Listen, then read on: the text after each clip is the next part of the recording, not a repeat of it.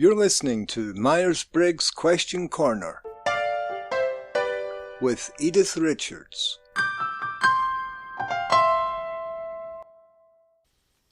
Hi folks, I recently received another question about conflicting Myers-Briggs results. And here's the question. I recently tried a free Myers-Briggs test online and I got ISFJ. I tried a different site that says I'm INFJ. How can this be?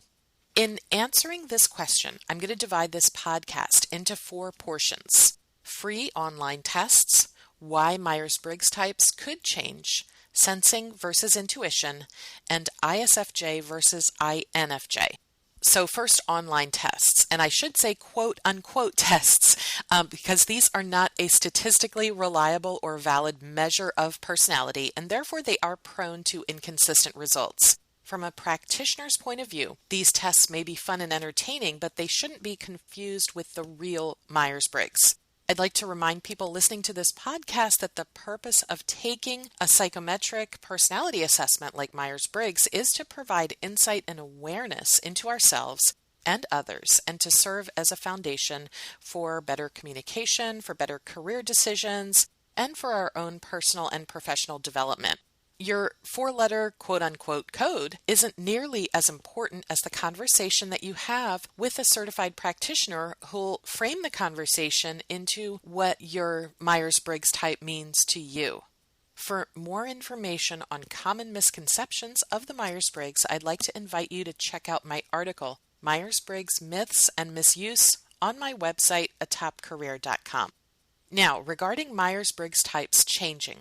About a year ago, I recorded a podcast entitled, Why Did My Myers-Briggs Type Change? And you can find that on my website as well.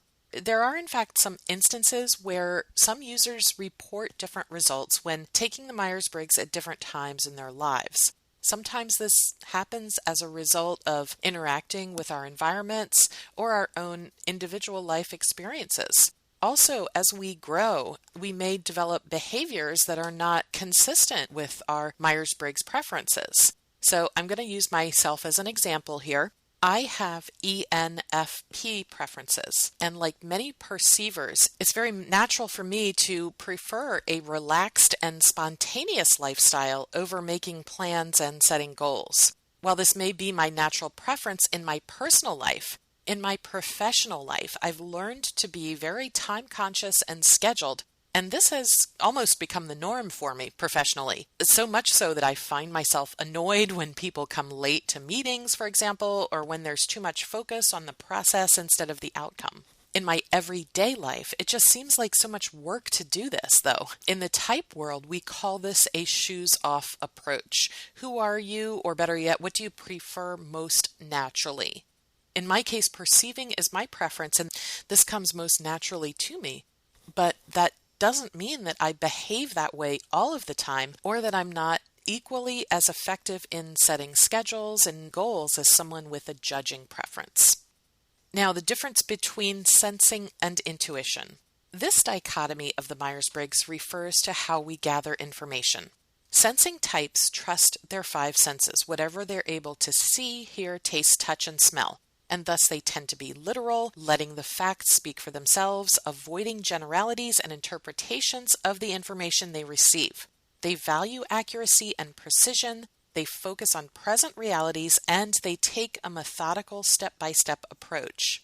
Intuitive types, on the other hand, rather than valuing sensory information, value their 6th sense, their intuition and hunches. They make connections between seemingly unrelated objects and pieces of information, thus paying more attention to insights and analogies and favoring a novel and creative approach and possibilities for the future. They tend to generalize and let inspiration and their imaginations be their guides. As with other dichotomies of the Myers-Briggs, we use both sensing and intuition in our daily lives. So the question isn't really, are you a sensor or an intuitive, but which one is more natural for you? If you're struggling with this question, ask yourself which you focus on first and more effortlessly. Sensing types will likely first focus on the facts and details preferring to build the bigger picture from the data and needing a realistic understanding of what led up to the current situation, trusting theirs or others' experience before their own or someone else's ideas. Intuitive types will focus on possibilities before looking at the facts, and they tend to trust ideas and concepts first before looking at what happened in the past or what experience tells them. Donna Dunning, a psychologist and Myers-Briggs expert, has a great article on her website, dunning.ca,